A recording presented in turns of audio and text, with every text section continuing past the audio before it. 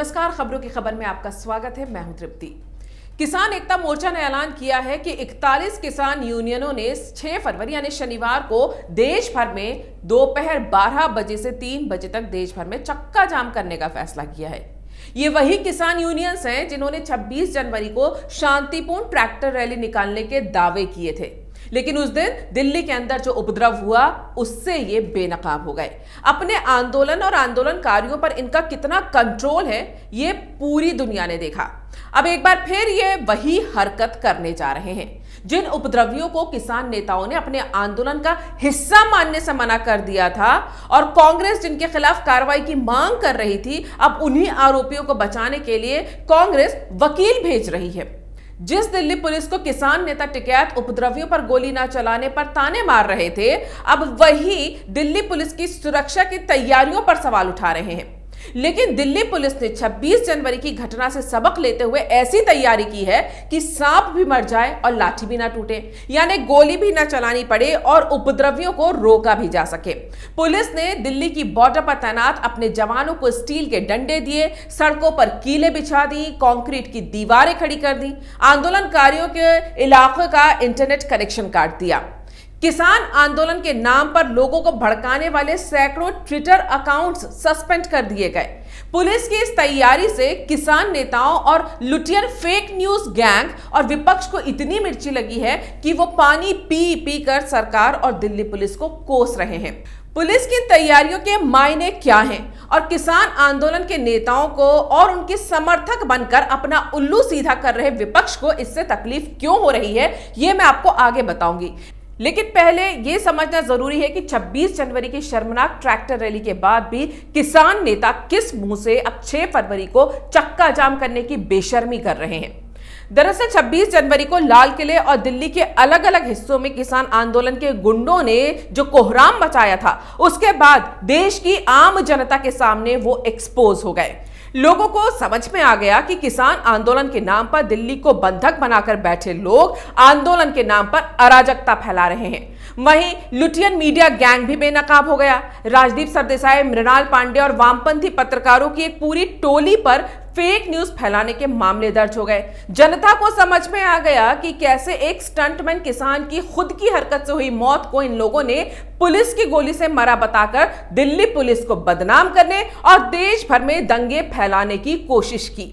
विपक्ष का भी असली चेहरा सामने आ गया जब पर्दे के पीछे से किसान आंदोलन की आग को हवा देने वाले आम आदमी पार्टी और कांग्रेस के नेता के अलावा कई विपक्षी पार्टियां सामने आकर किसान नेताओं के साथ खड़ी हो गईं और एक तरह से दिल्ली में अराजकता का उन्होंने समर्थन कर दिया। जिस बॉर्डर पर ये आंदोलनकारी बैठे हैं, वहां रहने वाले स्थानीय लोगों ने भी आंदोलनकारियों की मंशा पर सवाल उठाए और उनके खिलाफ हो गए। उन्होंने रास्ते खाली करने के लिए आंदोलनकारियों को अल्टीमेटम भी दे दिया। इसलिए 27 जनवरी की रात तक Ghazipur border, Tikri border, Singhu border से बड़ी संख्या में आंदोलनकारी चले गए। लेकिन गाजीपुर बॉर्डर में आंदोलन को मरते देख किसान नेता राकेश टिकैत रोने लगे और एक बार फिर प्रदर्शनकारी उनके घड़ियाली आंसुओं के झांसे में आ गए और पुलिस प्रशासन और सरकार एक बार फिर संयम दिखाने के चक्कर में धोखा खा गए। रात में एक बार फिर हजारों प्रदर्शनकारी पहुंच गए। किसान आंदोलनकारियों और उनका समर्थन करने वालों का दावा है कि आंदोलन की धार अब पहले से भी ज्यादा तेज हो गई है और वो दिल्ली की बॉर्डर को इसी तरह बंधक बनाकर रखेंगे, भले ही दिल्ली में रहने वाले आम नागरिकों को कितनी भी तकलीफ हो। अब ये आंदोलनकारियों ने सोचा होगा कि परेशान दिल्ली वालों को और सुरक्षा में लगी दिल्ली पुलिस को ये कैसे बताया जाए कि हम वो बेलगाम सांड बन चुके हैं जिसे कोई पुलिस, कोई जनता, कोई सरकार काबू में नहीं कर सकती। तो चलो इस बार हम चक्का जाम करके लोगों के दिलों में दहशत पैदा करते हैं। ये वो किसान नेता हैं जिनके प्रदर्शनकारियों को काबू में रखने की औकात नहीं है और ये नेतागिरी कर रहे हैं। इनका सीधा मकसद है चक्का जाम के नाम पर आम लोगों को परेशान करना, जिससे उन लोगों को प्रताड़ित करके, जिनका इस आंदोलन से कोई लेना देना नहीं है, सरकार पर दबाव बनाया जाए। इनसे किसी शांति की उम्मीद भी नहीं की जा सकती। शांतिपूर्ण आंदोलन के नाम पर 26 जनवरी को इन किसान नेताओं ने न सिर्फ पुलिस प्रशासन और सरकार को धोखा दिया, बल्कि दिल्ली के आम नागरिकों की जान भी जोखिम में डाल दी। पुलिस के संयम को उनकी कमजोरी समझा, ट्रैक्टर को हथियार बनाया और लाल किले पर निशाना साधा।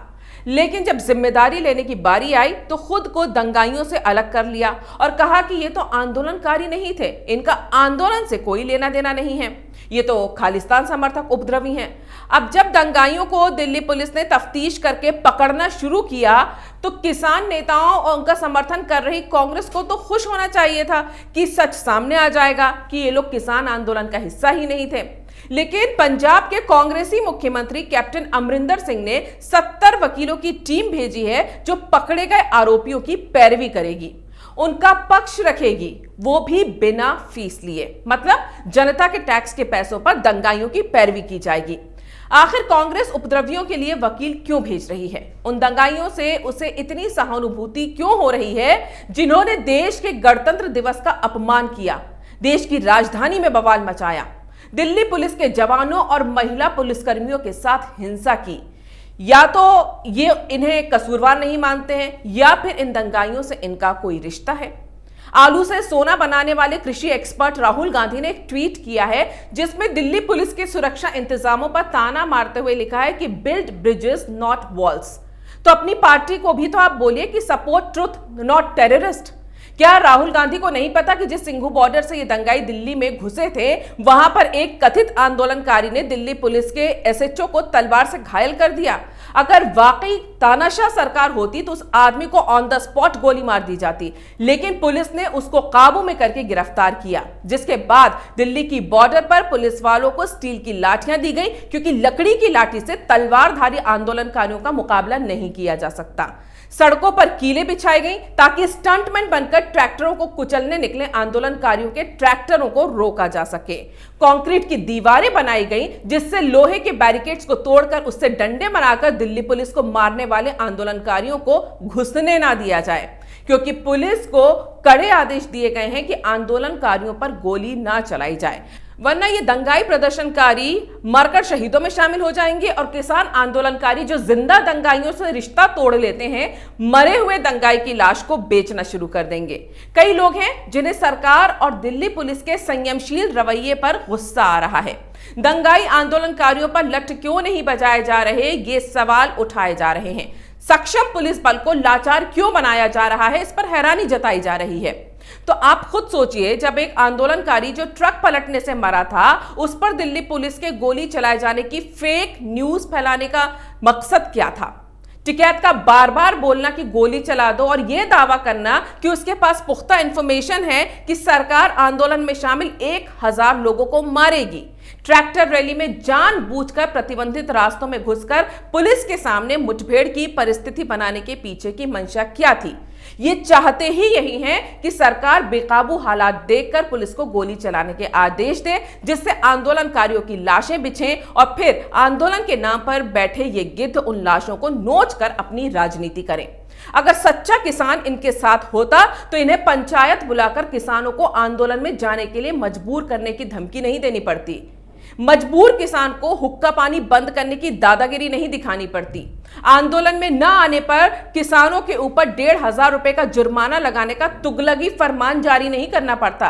कई रिपोर्ट्स आ चुकी हैं जिनमें बताया गया है कि आंदोलन में आए कई किसान डरा धमका कर लाए गए हैं या फिर उन्हें पैसे और दारू देने का लालच देकर भीड़ बनने को कहा गया है। अब ऐसे किराए के आंदोलनकारियों के दम पर चक्का जाम करेंगे जिसमें कई अराजक तत्वों को इन्होंने खुद भीड़ का हिस्सा बनने का मौका दिया है। फिर जब ये बेकाबू हो जाएंगे और दंगे भड़काएंगे तो किसान नेता टसुए बहाने लगेंगे, इमोशनल ब्लैकमेलिंग करेंगे और फिर देश की जनता को मूर्ख बनाएंगे। ये नेता खुद भी जानते हैं कि इस समस्या का हल सिर्फ और सिर्फ बातचीत से ही निकलेगा।